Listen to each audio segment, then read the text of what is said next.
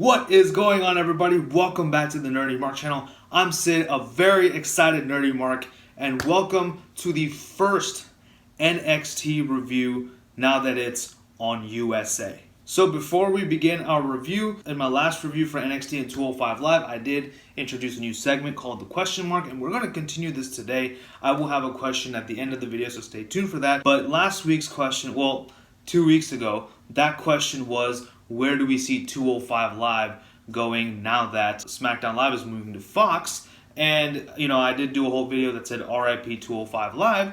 However, it does seem like they are being more assimilated into NXT, as is NXT UK, as we will see in this review. However, I did want to read some of the responses. There was actually only one response, and that came from my buddy Tim Farley of Rumbar Audio. I have it up, so I'm just going to read it verbatim. He said, "I've always wanted 205 Live to be a tape show from Full Sail.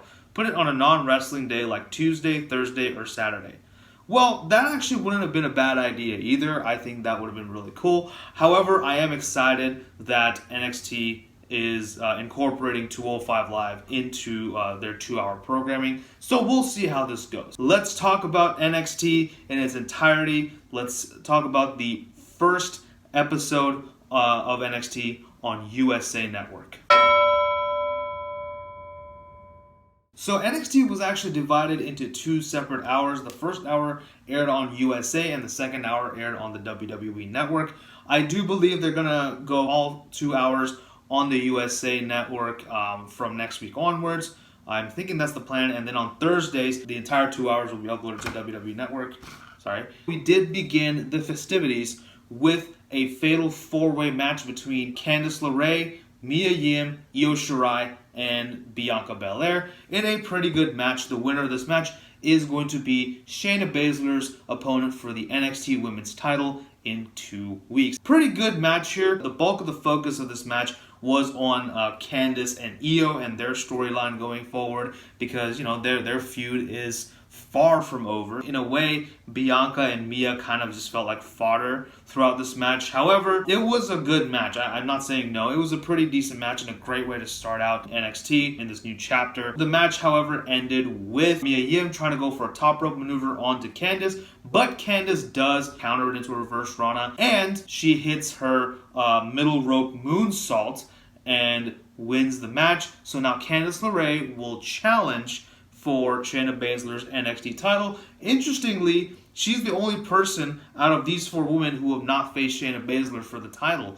So I guess that kind of makes sense. I can kind of see how they did that. Then, of course, Shayna does confront Candice on the entrance ramp, with her horsewoman buddies. Holds up the title. They both have a little back and forth, and that's the end of that. We have a blink and you miss it sort of match between Cameron Grimes and Sean Maluta. Cameron Grimes literally just hits a double stomp onto Sean Maluta. 1, 2, 3, he gets the win. So looks like they are building up Cameron Grimes, and hopefully we will see him in contention for the North American title and even eventually the NXT title. But excited to see where they go from here. Hopefully they give him longer matches in the near future. And our final match of the hour is Roderick Strong taking on the North American champion, the Velveteen Dream. This was great stuff here. Both men absolutely brought it to the table. Really just, showing off the athleticism between both men. Strong working on the back of Dream for a majority of this match. I didn't really take a lot of notes, so I can't really give you specific spots, but I would suggest you go out and watch this match. Really, really good match. A lot riding in the balance here because it is up to Roderick to finally fulfill the prophecy of the Undisputed Era, who has said that before 2019 is over, that all 4 members will be draped in championship gold. And of course, as the match was coming towards the end, both men were down. The Undisputed Era came out, and they were kind of cheering on Roddy and whatnot. When the referee wasn't looking, of course, they resorted to their dirty heelish tactics. Adam Cole did hit a super kick onto Dream as he was climbing on top of the apron, and this allowed Roderick Strong to pick him up, hit end of Heartache. 1, 2, 3. Roderick Strong is your new North American champion, and all 4 members of the Undisputed Era have held all the gold. The prophecy has come true. This was fantastic. I absolutely loved it. So happy to finally see all 4 members of Undisputed Era holding championship gold, NXT gold to be precise. So really awesome stuff here. I am very, very excited to see what the feuds are going to be going forward. So we kick off the second hour on the WWE Network. Notice I didn't put a graphic or anything up here because, it's still NXT, so I don't want to, do that. But yes, it is the second hour now, and we begin with a really good match. The Bruiserweight Pete Dunne taking on Arturo Ruas, which even though he spells his last name with an R, he pronounces it H. So, Arturo Ruas. What a great match this was. I loved everything about this. There was some chain wrestling, some mat wrestling, just real good stuff here. Please go watch this match. I think this was the sleeper hit of the night. And yeah, both men absolutely brought it to the table. Arturo Hawass absolutely gave Pete Dunne a run for his money, so I liked it. Looks like they're gonna definitely Hawass will be back down the line because I guess I kind of gave it away. But the match did end with Pete Dunne applying the submission hold, the wishbone, kind of the modified submission with the wishbone that he does. Looks like that's kind of his new finisher. I don't know if this means this is a heel turn for Pete Dunne or whatever, but I still like this move. I like that he's adding this new move to his arsenal. Pete Dunne wins and he just kind of shrugs. That's kind of seems to be his new thing now. That every time he wins a match, he just goes, I kind of like it. I like this kind of attitude from the Bruiserweight Mr. Dunne. So let's see what they do. I like that they're kind of building him up as well, while giving him really competitive matches. Next up, we did have Xia Li, my wife, taking on Aaliyah in a pretty decent match. It wasn't anything to write home about, but I thought it was fun. It was entertaining. Xia Li, using her wushu style martial arts. Aaliyah being the heel here and whatnot, the crafty heel. But, ultimately, Xia Li does prevail because she is my wife. Xia Li is a very, very talented woman, and I am hoping that one day we do see her in the NXT Women's title picture. I would love to see a title match between Xia Li and Io Shirai because I think those two women's styles would be really, really compatible with each other. Decent match here, between both Lee and Aaliyah. So maybe we'll get Xia Li versus Vanessa Bourne next week.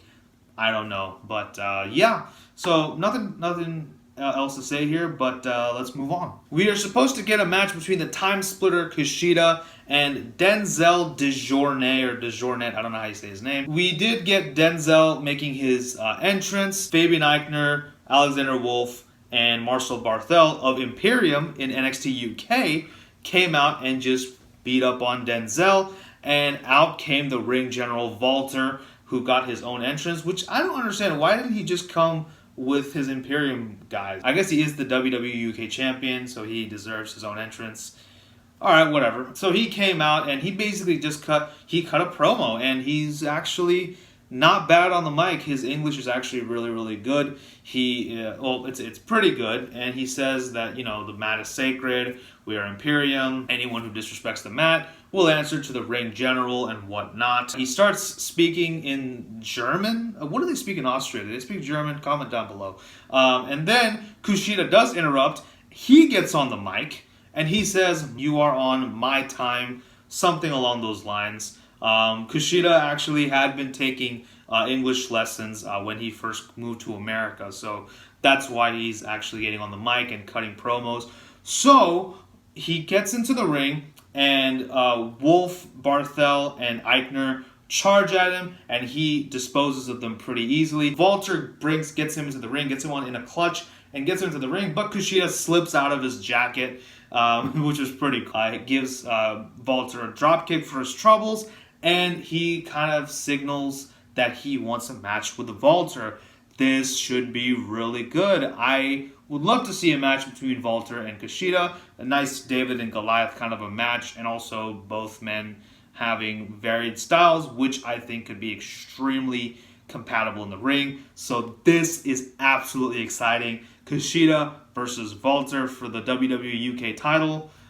Triple H. Give me what I want! Next up, we did have Oney Lorcan taking on a returning Lio Rush. We haven't seen Lio Rush since a little bit after WrestleMania, so this is really cool. I'm really glad that Rush is back on NXT. But we do have this match with some title implications, because the winner of this match does get a number 1 contendership to Drew Gulak's Cruiserweight Champion. So see at how they are incorporating the Cruiserweights onto NXT, just like how they're kind of incorporating NXT UK onto NXT as well. So that's pretty cool. Great match here. Oney starts off really hot. He's pretty pissed off because he's like, why the hell does this dude get an opportunity? He didn't earn it, right? So that was cool though. I did really like Lio Rush. He has not missed a beat, not missed a step at all. However, you know, he does kind of kayfabe injure his leg in the match, so it is a little hard for him to do all of his flippy shit, as the old heads say it, I guess. But I thought it was great. Again, good marriage of styles with the huge brawling, striking ability of Oney Lorcan coupled with the high-flying maneuvers of Lio Rush. Match made in heaven. Really liked it. At one point, Oney Lorcan did send Lio Rush to the ropes, and he used the ropes and did a springboard stunner. That looked amazing. And then finally did put away Lorcan with his frog splash. I forget what the name of it is called, but I'm just going to call it the frog splash. I think it's called like the rewind or something. I forget what it was called. Again, comment below if you know what Lio Rush's finisher is called. But he hits his finisher and wins. So now he will face off against Drew Gulak for the WWE Cruiserweight title. I think it's a little early to put the title on Lio Rush, so I feel like Gulak will retain in that match. But nevertheless, excited to see that match go down, possibly a TakeOver War Games. And finally, we close out NXT with what we've all been waiting for this whole evening, the definitive end to the feud between Matt Riddle, Bro, the original Bro, the Stallion, whatever, and of course Killian Dane. They were supposed to have a street fight. This was just absolute chaos. So much so that the Joker from The Dark Knight would have a huge beaming smile across his cut up face. Matt Riddle and Dane started off hot, and you know they introduced the kendo stick early on. Dane tries to go at it to Matt Riddle, but Matt snatches it and hits Dane with it. It falls into the audience, but Dane actually goes and snatches it from the audience member. I was like, oh, come on, let her have the kendo stick, man. There should be like at least 20 of them under that ring. It looks like Killian Dane has his name on it or something like that. Killian Dane does grab the kendo stick and beats Matt Riddle with it. They go to the backstage arena where we see people like the Forgotten Sons going in there and kind of like applauding this whole thing, and they're really enjoying it. We see Imperium sitting at a table. Walter gets involved and tries to choke out Matt Riddle, but Matt Riddle does dispose of him with a V-trigger. And then everybody in the NXT locker room, sans like Johnny Gargano and the Undisputed Era and all the other big name players, come in and utter chaos ensues. Riddle and Dane do make it back into the ring. However, there is no clear victor because the chaos just becomes way too much, because all the backstage people, the chaos spills over to the ring and it's really hard to contain, so there is no clear victor. I am smelling a lumberjack match between these two. So overall, the debut episode of NXT on the USA Network was an absolute success. I thought this was fantastic. I'm not going to do, I'm giving it 2 thumbs up, but I'm not going to do the whole, rating system for the episodes. I'll say that for pay-per-views and movies and stuff like that. I absolutely loved this week's episode of NXT.